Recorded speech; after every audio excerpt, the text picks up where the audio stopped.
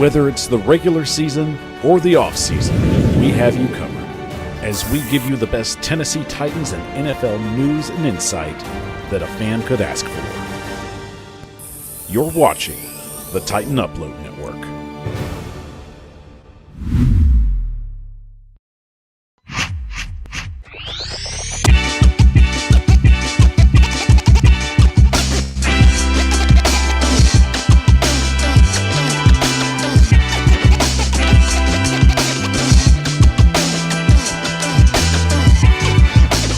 Watching the Power Hour with your hosts, Michael Bishop and Tyler Stiles.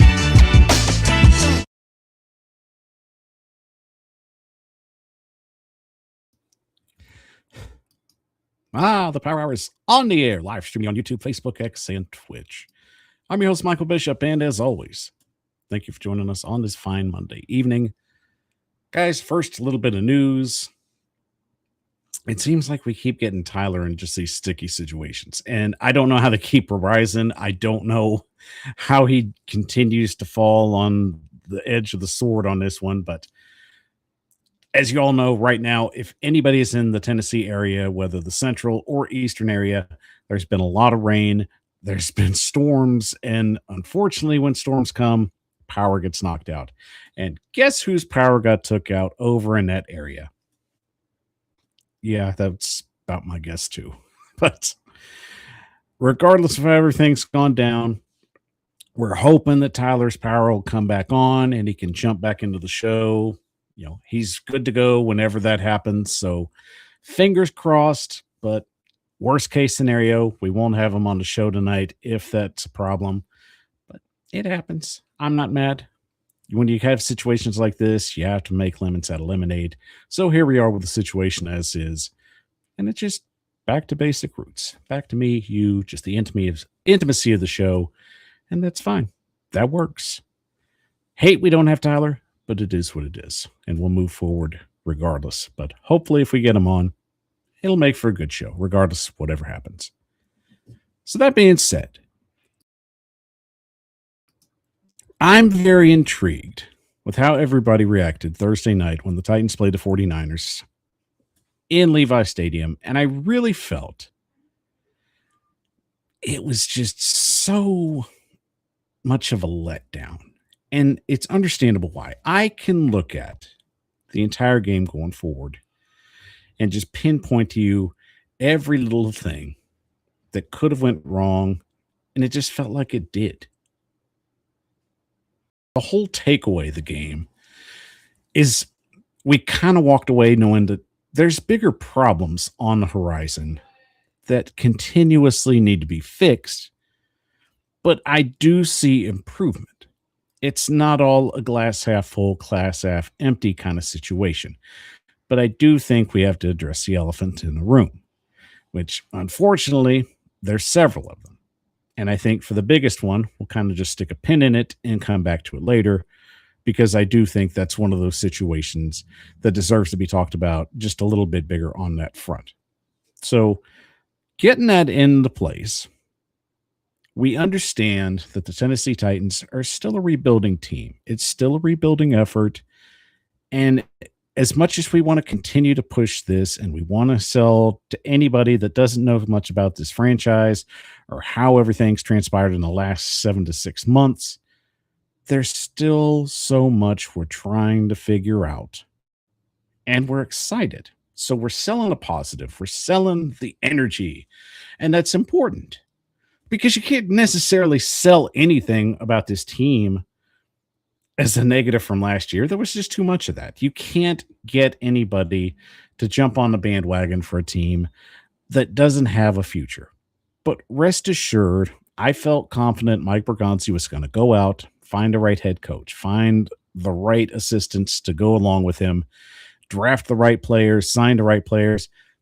Everything looked like it's on the up and up. Everything looked like it's going to be a solid year.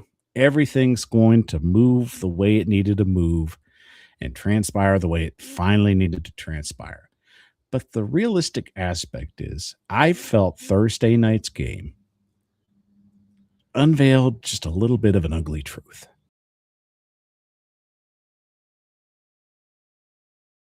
And that ugly truth is simply we still are ways to go to see what Cam Ward can do. I'm not saying he can't do the job. I'm not saying he doesn't have the skill set. I'm not saying he doesn't have the talent. I'm just simply saying he went in and the balloon was just filled with air. The excitement was in the stadium the whole day. Everybody's just ready to get this thing going. And it just felt like the air got let out. And that's disappointing because I legitimately thought Cam Ward was going to put on much better of a showing than what he did Thursday night against the 49ers. It was just so underwhelming. And let's just take it from this perspective. If I took away that first drive, I genuinely don't know what you could have walked away from from the other two sessions that the offense were on the field. There's nothing there that I could really just kind of just pinpoint was something that I have hope for. And that's just the frustrating part of it. I understand. Also, when Cam Ward is out there playing and still learning this offense and still trying to progress himself and get himself acclimated to the NFL, because obviously there's still things that he's trying to learn as a young quarterback. Year two, you're trying to basically piece it all together. You already understand the speed of the game. You already understand what you need to do to go out there and be successful for a long-term scenario. And you basically avoided a major injury at the end of the season. So there's relief there. But my biggest concern is I just feel like he's throwing the ball a little too high to his wide receivers. From a film evaluation standpoint, I want to try and get it to them, but I don't want to try and overthrow it, especially where he's just jetting these things out there as quick as he can. Now, that's going to come with time and experience where I think he settles more into Brian Daboll's offense. And I know that's a cliche thing to say, but that's the truth. You perfect your craft when you practice consistently on how to be better at it. And that's Cam Ward's situation. I really feel that in that narrative, Cam Ward has the necessary tools. But I think another question needs to be answered too. And while it felt like that this is a scenario where this is a team that's still trying to find its way, did this really feel like a Brian Daboll run offense? And I legitimately ask that because from a lot of reports, they're saying that this was a very vanilla based offense. And if that's the case, you kind of come away just feeling either way or another way. You're either really disappointed that the fact that Cam Ward wasn't running a vanilla based offense to any kind of just simplicity to where they should have been having a solid day against the 49ers defense, or you're really feeling just panicky at this point. And I can understand that. I'm not going to try and make you feel a certain way, especially after Thursday's game, because there's legitimate reasons for some concern. And I'm not saying it's unfixable at this point. I'm saying that at the narrative, we have to push things forward. You have to be perceptive to knowing that this team has the tools. I think they have the coaching staff in place. It's meshing everything together for the right amount of success. And that's the key narrative here. I think it just gets overblown, especially for the fact, let's face it, most national media still just don't think Tennessee is going to be relatively good this year. And that's fine. I can't change people's minds. I only know at how I can understand how this team's going to progress going forward in 2026 with what they have to move along. And what they have is a very solid young core of players that they're trying to mesh together in an offense that's still trying to get on its feet. I mean, is there legitimate reason for concern? I will say this. we've already seen Cam Ward come back after the game for 2 practices and really just have a solid session getting the ball to his wide receivers. I believe within those 2 practice realms, 44-55 from Jim Wyatt and a few touchdowns. That's positive right there. That's something I can take, say, okay, that's good. Let's try and see if we can build on that. But I know everyone else is just having that mindset and that little idea that's popping in your head. And you know the one I'm going to say. Why isn't it transpiring and moving from the practice field to the game field where it needs to be, where we have to consistently build on this, but it can't be built on practices alone. It needs to be moved to game day situations where it matters. And I genuinely feel that something else that is really going to get pushed forward as the season progresses. I can easily say right now, practice is fine. If they're doing what they need to do and there's positives coming out there, okay, great. I'd like for that to be pushed out. I'd like for that narrative continually be put on a positive note for fans to just get excited about something and still be optimistic about this team's chances this season. That's good. But I need to see this in game situations. That's not asking a lot. I feel you have to basically understand this is the key principle of trying to make a football team successful long term in a year where you've been basically just blasted throughout, just at least for 3 years, where this team's just been irrelevant. So now I have to really just kind of push that narrative as well that, look, you can sell me on practice. You can sell me on how Cam Ward's doing. You can show me the wide receivers making plays. You can show me everything on the offense that's working that needs to work. But I'm genuinely really just kind of on edge to see what this team is going to do come Sunday when they face the defending Super Bowl champion Seattle Seahawks, of course, in their house. But I also feel you're not going to see this team just lay down. I feel Seattle's going to let their guys play for a little bit. I genuinely feel Mike McDonald is going to go out there and let his guys eat a little bit because, at some point you have to start letting your regular number ones get out there and get some work done. That's not too far fetched. I need to see if my guys are ready for the season. I'm not trying to put them in any harm's way, but I do need to understand that they need to get a little bit of work in just as much as I'm trying to figure out the other roster spots for this team that's moving forward. So for Seattle, I feel this is even a bigger test than what the San Francisco 49ers were. And the funny thing is the Titans won that game. So if we kind of argue at that point, I feel that that's just also another funny point that we have to bring up.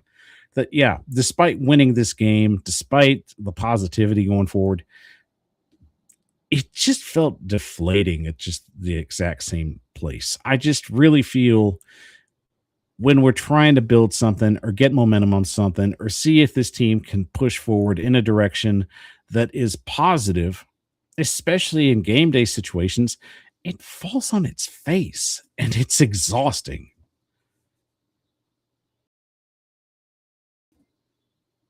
So in retrospect, I like that practice is going well. It's a good seller. It's a good media builder. That's how you get clicks.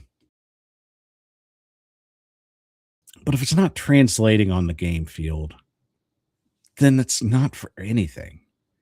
It's basically just, all calories, no filler. I need something more substantial. If this team's ever going to get back to any kind of relevancy and actually contend with anybody in the AFC South or even just anybody in the NFL, then I need to see something that's going to genuinely excite me on game day situations. Because we all know last year we really didn't have a lot to go off of from a positive standpoint. They were rare and very far ahead moments. But I genuinely feel there are good things to discuss. So, that being brought up, let's go ahead and jump into our first segment right now with the kickoff. And let's talk about some of the improvements that the Tennessee Titans brought on Thursday. And we'll even get a little bit of a glimpse of what is going to happen Sunday when the Titans take on the Seahawks. And here's the kick.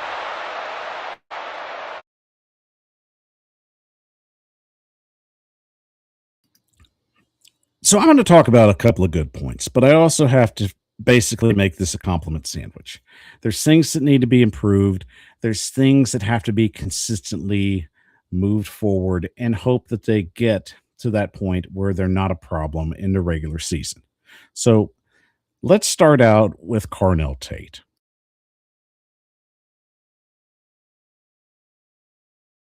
I genuinely felt there's somewhat of an overreaction of what Carnell Tate went out and did on Thursday. I'm not saying that it wasn't a great showing because it was far from it. You hope your rookie guy's going to come out there and make a couple of plays or even a play. But he genuinely looked like a rookie. And as I say that, I also feel you genuinely have to kind of press the narrative that I feel everybody's trying to measure him at a higher level, especially where he was drafted. You get drafted 4th overall as the first wide receiver overall, you're going to have a lot of pressure on you to perform. So, yes, the national narrative here is the Carnell Tate came out and basically laid an egg that maybe the NFL's too big for him. Maybe Jeremiah Smith was a big reason why he was able to break from routes. I'm not buying that. And you really don't need to buy that either. One game's not going to give me anything that I don't know from a negative standpoint or even a positive standpoint on how to proper evaluate a player. I don't have to like the narrative and I don't have to like the result, but I can try and basically look at both sides of the spectrum and build a better argument for it. Like, yes, he went out there and he looked overwhelmed at times, but also I felt Cam Ward missed on some opportunities there that could have made a difference. I do think that there's still things that he has to continue to work on as a rookie that's going to get him at that level. Obviously, had a hard time trying to break coverage on some of these routes. That's just going to be something he'll have to work in through the season. That's just not going to change. Eventually, that's just one of those scenarios that genuinely has to be worked out as things progress.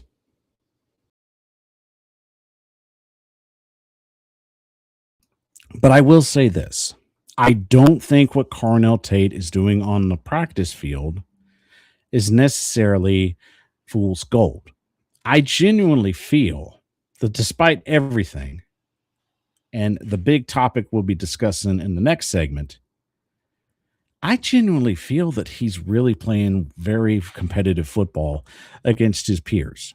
And I do think there's something special about him. I genuinely feel that Carnell Tate has the ability to be a top tier wide receiver if given the opportunity and if he could advance on those chances. That's very much a possibility. But it's going to come down to everything with him to work through those problems that he had to deal with last Thursday. I think you're also going to have to just reevaluate your things on just the simple things, technique, how you get off the snap, how you jam the cornerback when you're on the line. There's a lot to break down. But I don't think in any perspective that Carnell Tate is going to be a bust. If we're talking bust at this point, I'm sorry. We're in the wrong part of town, and we definitely don't need to be in this discussion just yet. I don't have to like the performance, but I do think there's still a chance for him to bounce back with the Seahawks. And I don't expect much. I just expect him to go out there, be competitive, draw some double coverage maybe to just put some pressure on him, give him a welcome to the NFL moment kind of situation. That's what I'm looking for. I want to see if he can bounce back after a bad showing and genuinely show me, show me the competitor. Show me the guy that's out there on practice fields doing those things that get so many highlights and so many clicks on social media. That's what I want. Give me something that excites me. but I want to see it on a game field. So can he bounce back? I think he can. But it's going to come down to him just handling business and taking advantage of what he wasn't able to do last week. But it's going to be a very tall order against a very, very solid defensive front and just a unit in general. And I got to get to another point before I do get to a little bit of a negative snivity point. So, what really excited me as well was generally the offensive line looked very good. Couple of mishaps, but it wasn't anything that I felt too overly just concerned about. I generally felt like this was a very solid showing for these guys. And in terms of just trying to build that kind of rapport and build that excitement going forward, I really felt that this was a solid game for them. It's not a lot that a lot of people can say. Give credit to the right side of the offensive line where I don't think a lot of people thought they were going to have a solid day, but they did. If it was anything to what we thought was going to be, we thought it was probably going to be a rough day, especially from what we heard from the joint practices that were run on Tuesday, and everybody just kind of felt concerned right there, and that this defense was going to just tear this offense apart. While there was some truth to it in certain other positions, it didn't happen with the offensive line. And I think that's what was shocking to me. I genuinely felt that there was going to be some struggle, but the fact that they went out and held their own and really put on a solid showing, it really just gives me a little bit of hope. And of course, I can't continue without mentioning, I think right now, the star offensive lineman that's really just jumped up the board from everybody. And even from just a rookie standpoint, I don't think we expected him to have this kind of an impact. So Francisco Carmona is really, really showing me something that why he could potentially be a really special player down the road. It's understandable. And I mean, I had my opportunity to meet him at the Senior Bowl, and I really felt there was talent there. And for the right team, he would be a solid fit.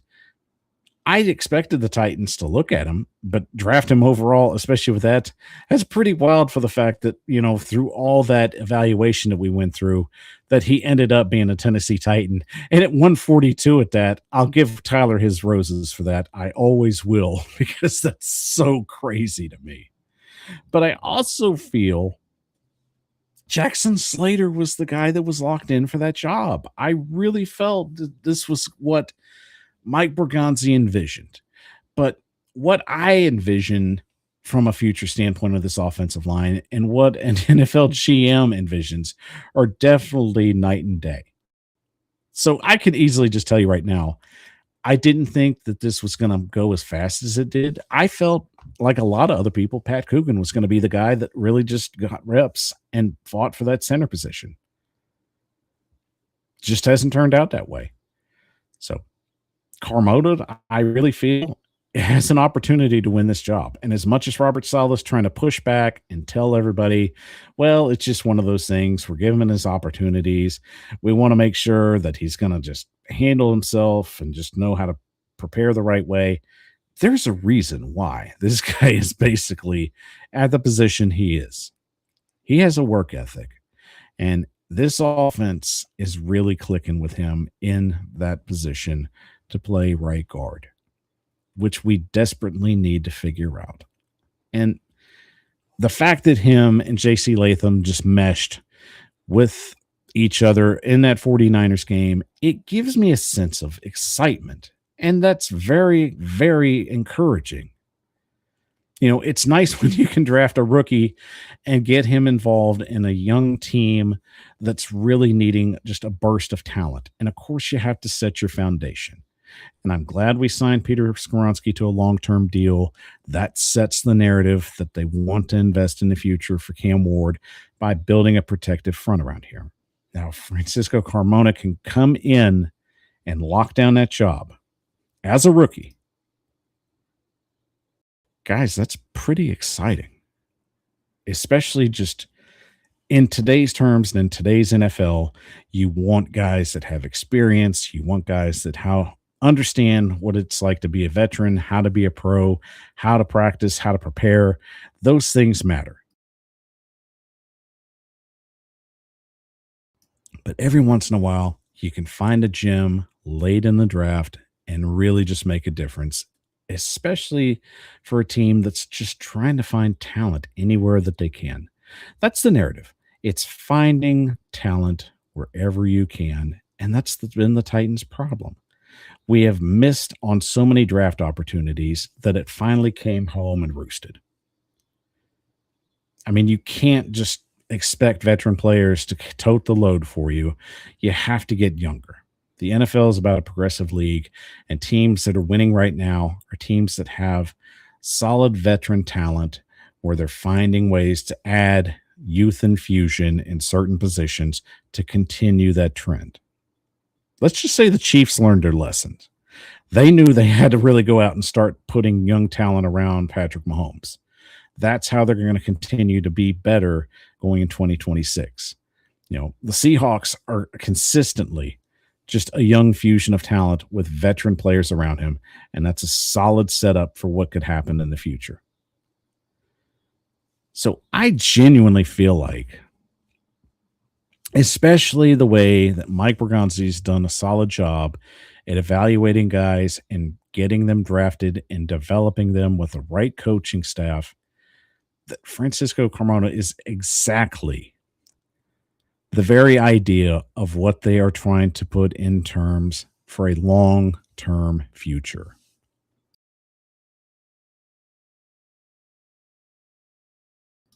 And let me get to the defensive side.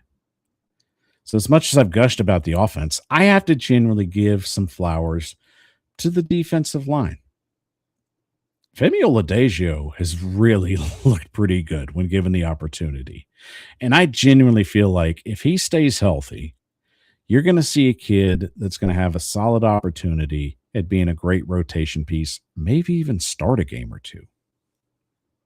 I mean, he was all over the field. And this is exactly what I feel Robert Saleh envisions in him as a young player. As a guy with his size and his strength, he should be moving all over the field and confusing guys and eventually getting into bull rush matches with some of these offensive tackles. It's very much how I feel the fast and violent situation is going to play out if they can continue to get him at the right place and keep him healthy. I really got to give a shout out to Femi. And of course, I hate saying this because I really feel bad for the kid. Jalen Harrell was having a really great camp. And the fact that it ends on an injury, I didn't see him starting, but you have a solid rotation guy. And that's what I felt that Harrell brought to the table.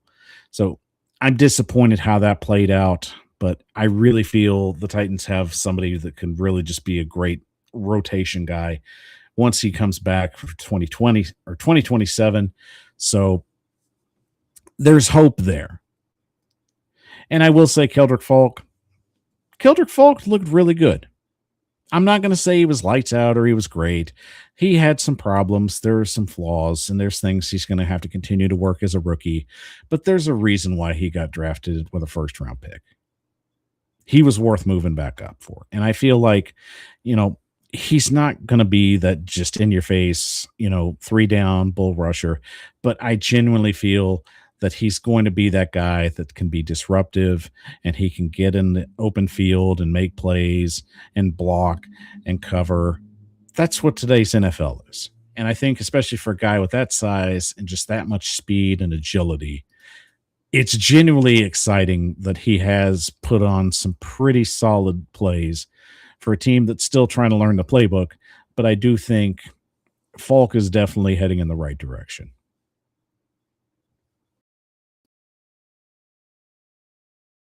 So, in retrospect, let's talk about the Titans and the Seahawks coming up this Sunday. And I think this game is even bigger than the one they had last week.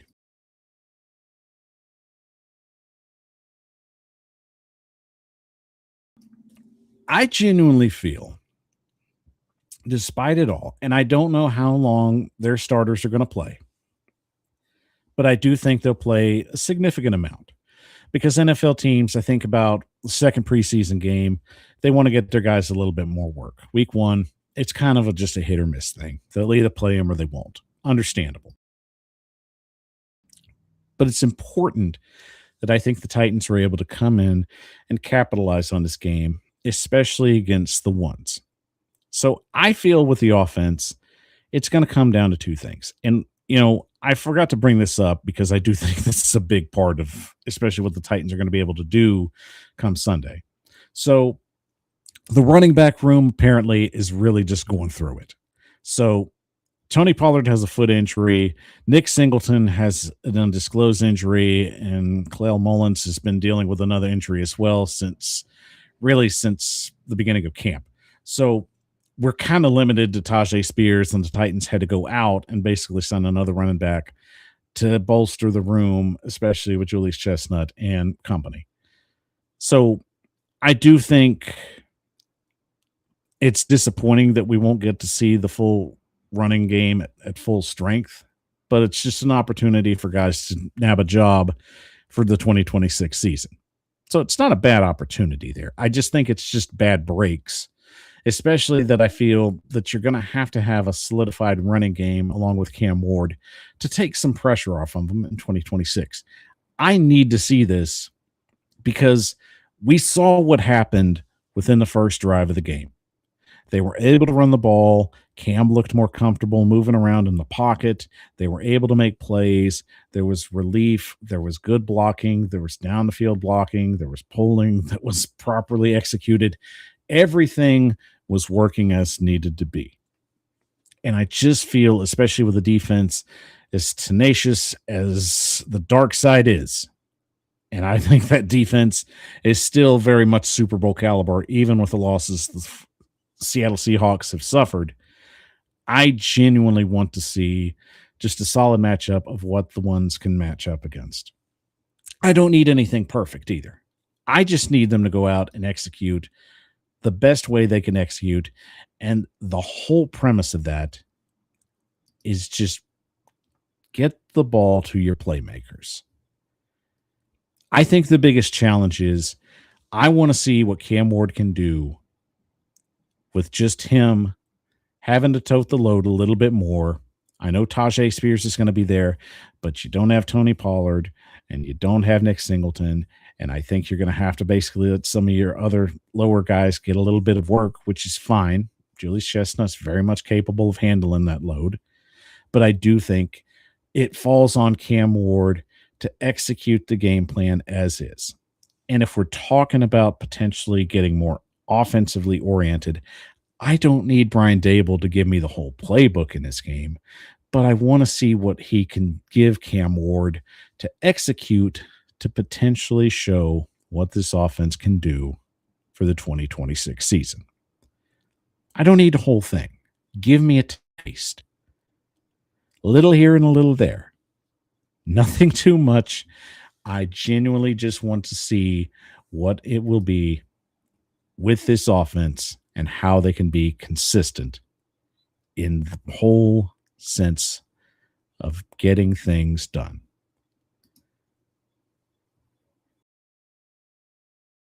And shout out to Joey Sly, by the way. I can easily say, I think after that scare that this dude, after the blue and white game, basically is locked in. And as far as I know, the Titans haven't added another kicker as of yet. So I hope Joey Sly can continue this momentum heading into the regular season and push that forward as well. So it's nice to see some consistency with our kicker, but I don't think that's going to take away the whole gist of the problem. So realistically, there's definitely a lot more to work on, but I do think in the whole premise and the long term of things, it's nice to have something that's been consistent there. All right, guys, we'll take our first break, and when we come back, we got to talk about the biggest elephant in the room, and it's the corner room, which we thought was going to be a massive improvement, has turned out to be a big head scratcher. But don't panic. I genuinely think there's some improvement, But we'll talk about that right after this.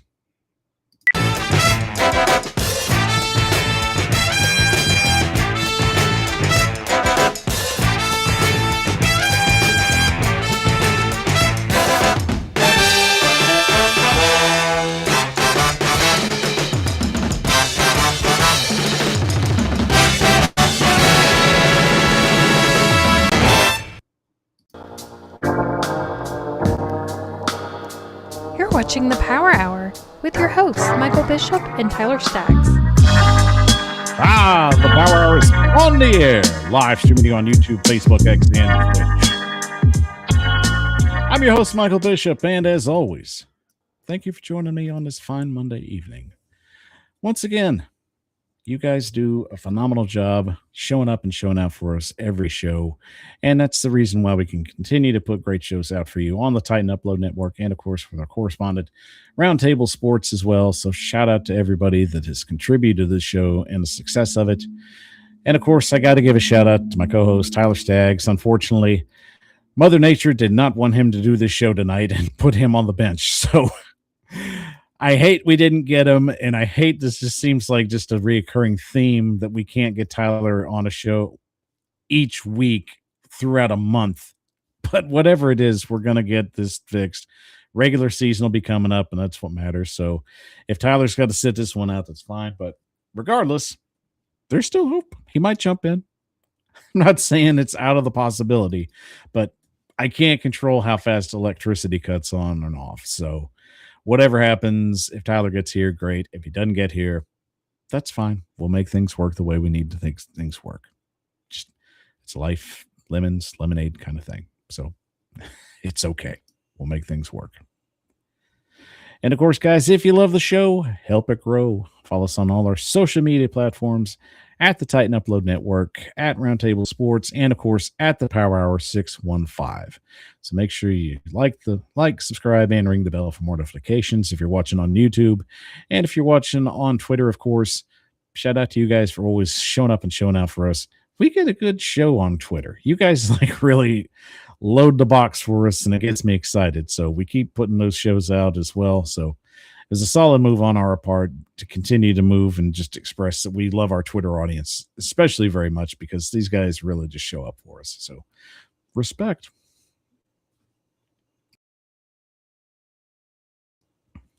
All right, guys. Unfortunately, as everything that I've been able to talk positive about, we've got to talk about one glaring fact that the Tennessee defense is going to have to potentially really get a good look at before this preseason ends.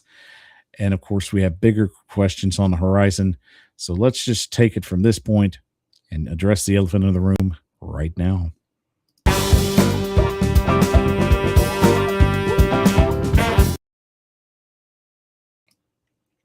I can easily say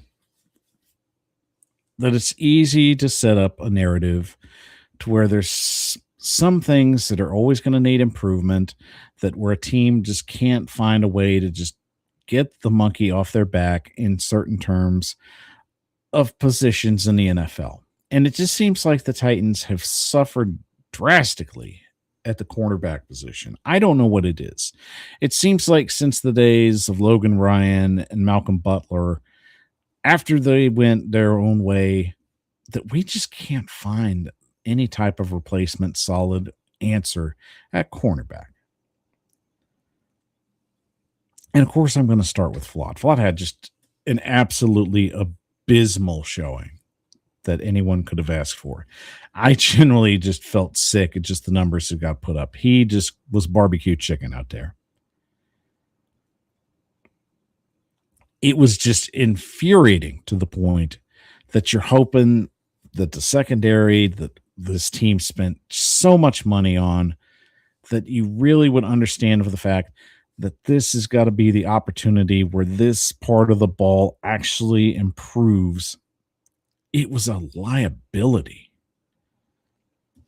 I mean, there's nothing for me to even genuinely just be honest about how just abysmal that they played. And this wasn't even against San Francisco's best players. You had just a slew of just backups and rookies. it looked like just one of those games where they were putting a clinic on. And I just don't have an answer for how they could just look so bad. This whole situation that the Titans have put themselves in, especially spending that type of money at the cornerback position, especially after just flaming out so badly with L'Jarius Sneed, that it just seems like it's just the same result in a different package. Now, here's the thing. I will play devil's advocate and try and just separate the two from the good from the bad situation to build a narrative where I can come to the middle with a conclusion that's acceptable and a little more just mind settling, especially after what we witnessed. Because I don't think there was anything positive that you can take away from that scenario. The whole game within itself, I just felt was just abysmal. And you genuinely just hoped that this was going to be a strength, especially after the Titans also invested on the defensive line to help give these guys an opportunity to make plays. We've just had just a massive amount of just struggling abilities to try and make long-term plays for this defense to be successful.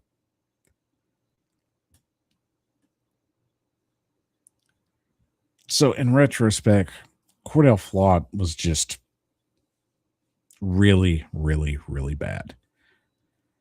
I think every time the ball got thrown in his direction, he just had no answer. Now, call it what you will. I genuinely feel like, especially after the 49ers put up that 11-play, 68-yard drive, where it was mainly backups against Titans starters, except with Jeffrey Simmons not being on there, that's frustrating. There's just massive liability after liability after liability play, and it's infuriating, especially when you saw some of these guys just getting opportunities to make plays, but it was the secondary that at some point just let them down massively. I can tell you that everything's just a scenario of how you can perceive that this team's going to be successful in 2026. But if I told you that you looked at just how they performed at the secondary in this game against backups and rookies, yes, you're going to hit the panic button. Just about everybody was hitting the panic button. I didn't know what to say about it because I didn't think it was going to be this bad. But here's where I'm going to counter. It's easy to say that Flott's going to be a bust, or it's another Sneed situation where he's just a young kid that got a big contract and it just looks like he's not going to live up to those expectations.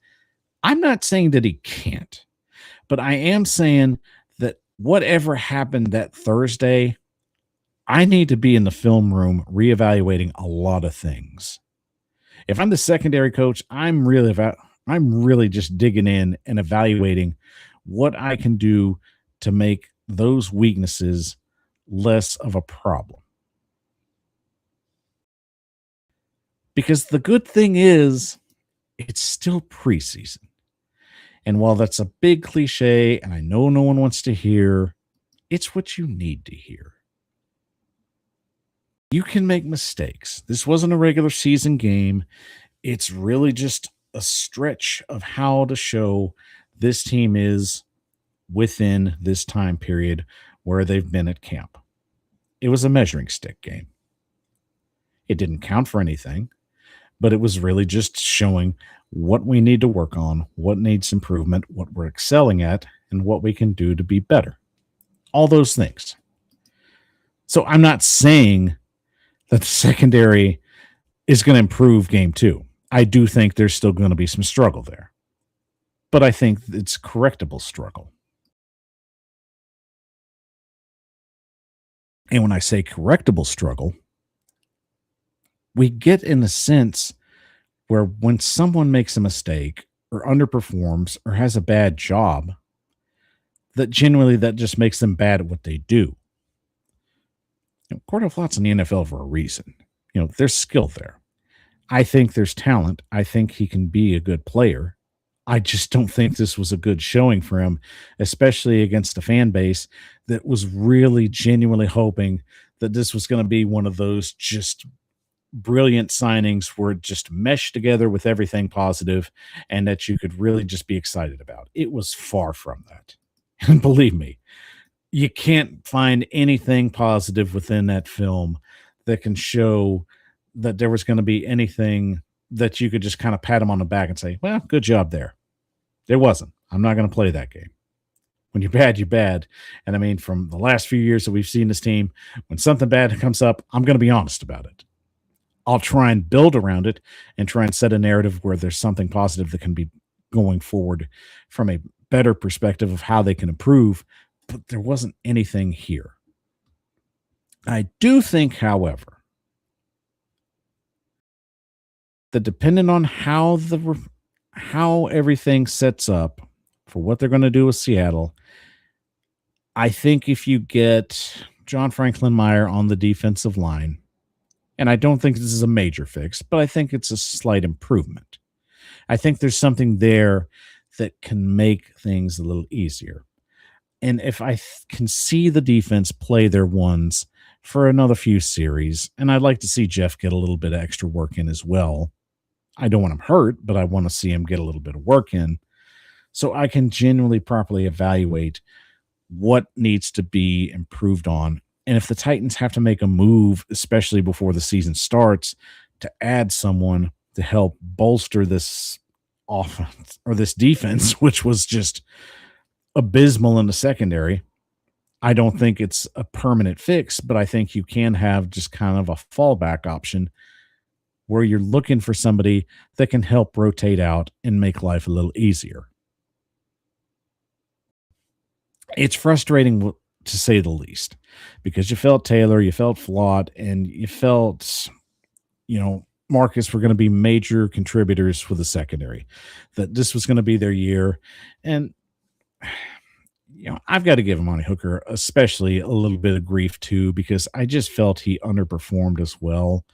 And that's frustrating because I genuinely know he can really just be a solid asset to this team, and he's done some good things. I just think the last few years, he's had to do a lot, especially with a lack of defensive line, a lack of edge rushers. It's always something with the defense. There's never an easy fix. It's always an overhaul, a big ad here, potentially just hoping he can find just a good free agent that'll pan out on either side, and they really haven't. So the frustration is understandable. I genuinely would like to see if there's a situation that this defense can just bail themselves out next week. And if things get a little bit tough, I'd like to see improvement there. I don't think it's an end-all be-all situation. I think the secondary is a problem right now, and it is being addressed about the best you can address a situation like this, because unfortunately, all you can do is just work through things, especially if they're bad. I don't think it's unfixable, but I do think that there's really got to be some overhaul right here in the next couple of weeks to make things easier, because you don't want the one thing that you spend a lot of money on to be an improvement to this team become a liability. And it very much was watching that game on Thursday.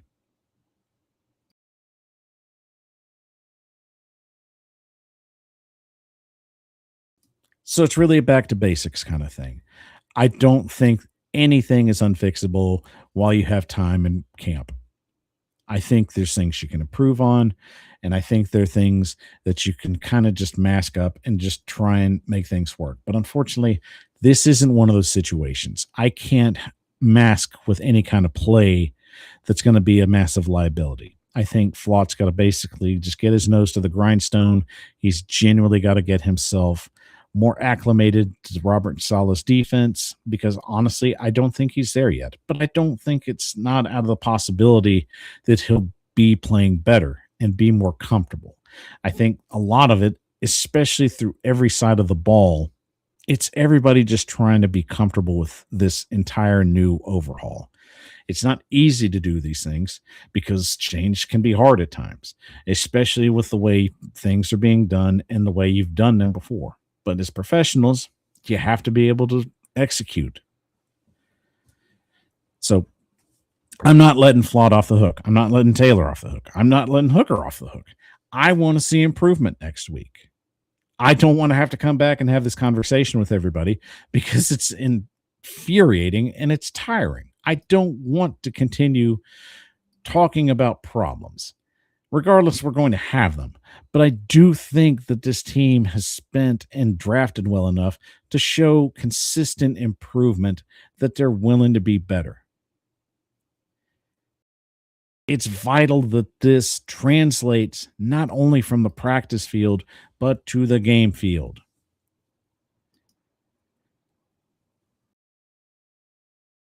Even in practice, where we're continually even asking ourselves, was it a bigger showing that this was going to be a bigger problem? It's hard to say right now. I genuinely hope this is something that just continues to get improved with just time on the practice field and executing the playbook better and executing just your plays. I think with Flott and I think with Taylor, it's going to come down to them just playing better.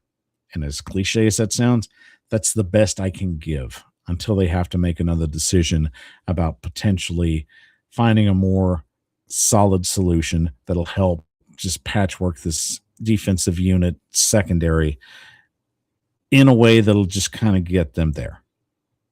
I don't think it's unfixable. I do think they might have to add a guy here or there to just make life a little easier. Rotation's good. Having it, even if you have a chance to go out and get a vet that gets cut and you have the cap to do it, I'm not opposed to it. But whatever the Titans do, the secondary cannot be the issue here, especially after the money they've spent on this defensive unit. I think it'll be a good defense.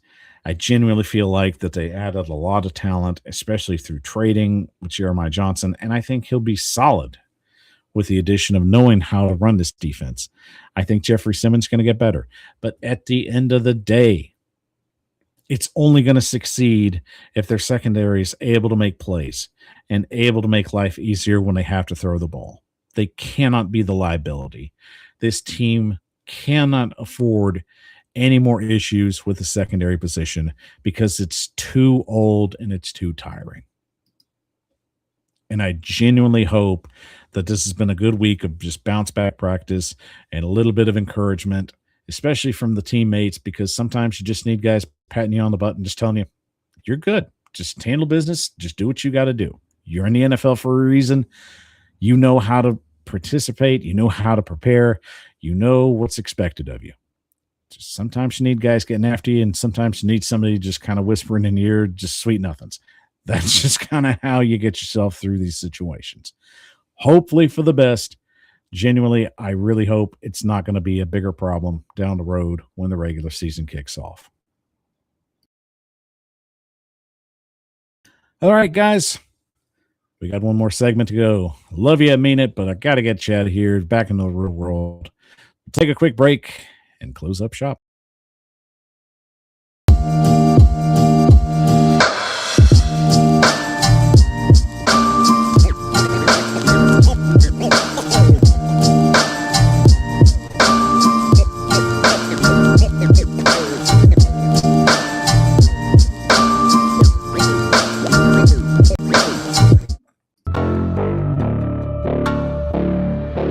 You're watching the Power Hour with your hosts, Michael Bishop and Tyler Staggs.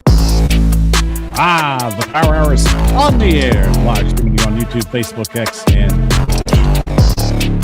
I'm your host, Michael Bishop, and as always, thank you for joining us on this fine Monday evening. Guys, as always, you've been phenomenal. You've been great.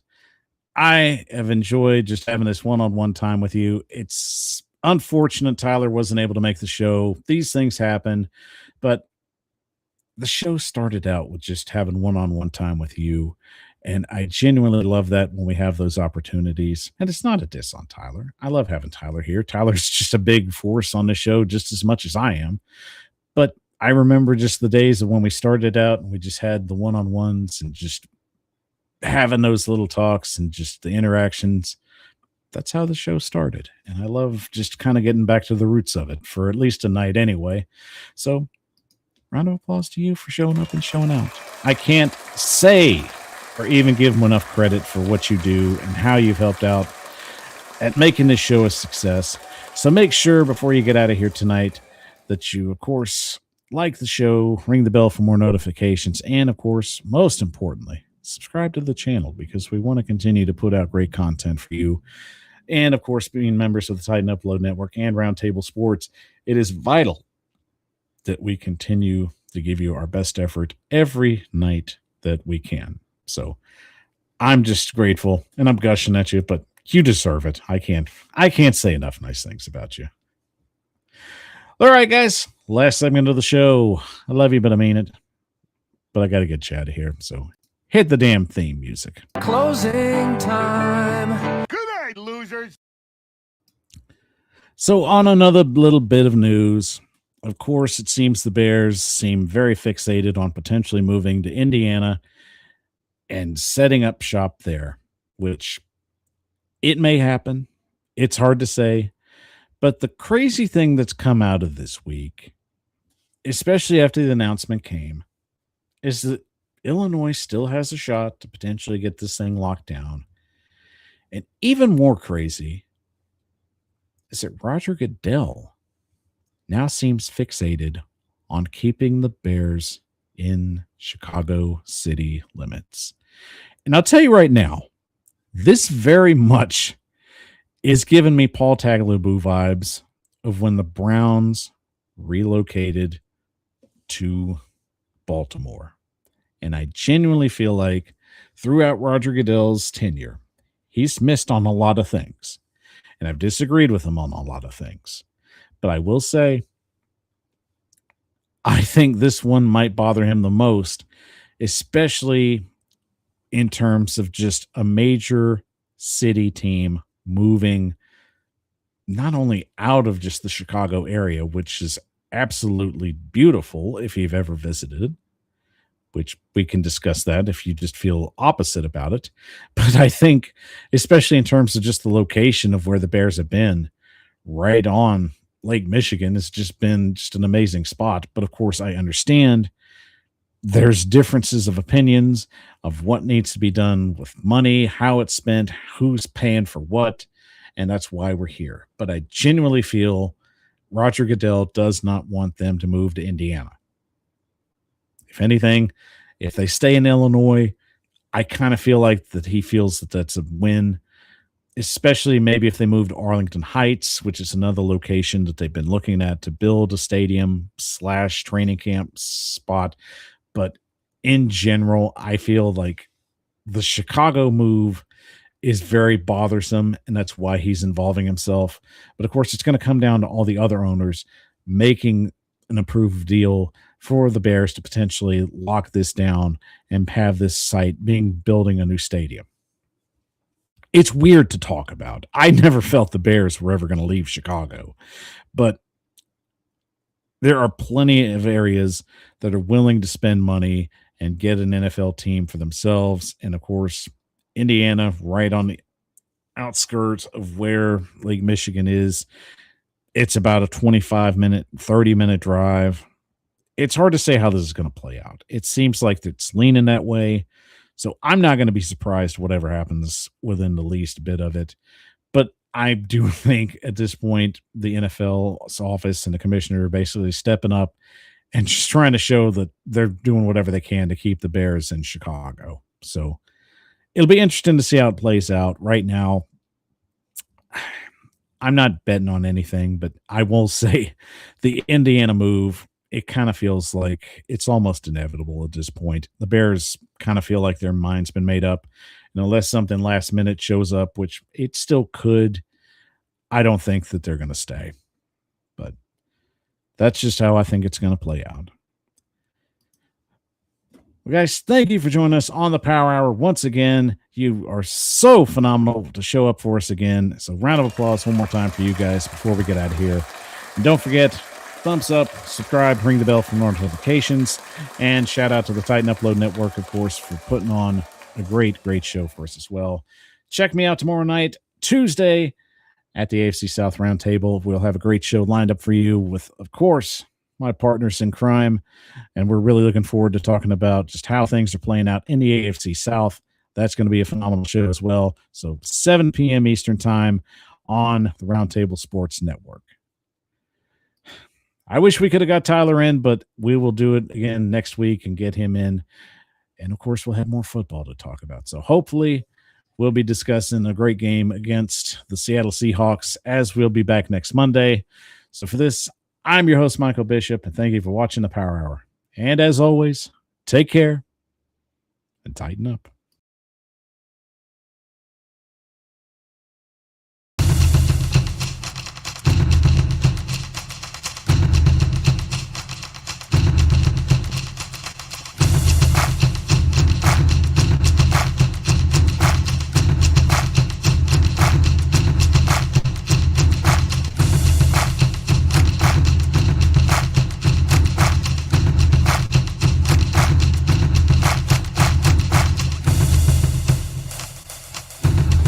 You're watching the Titan Upload Network.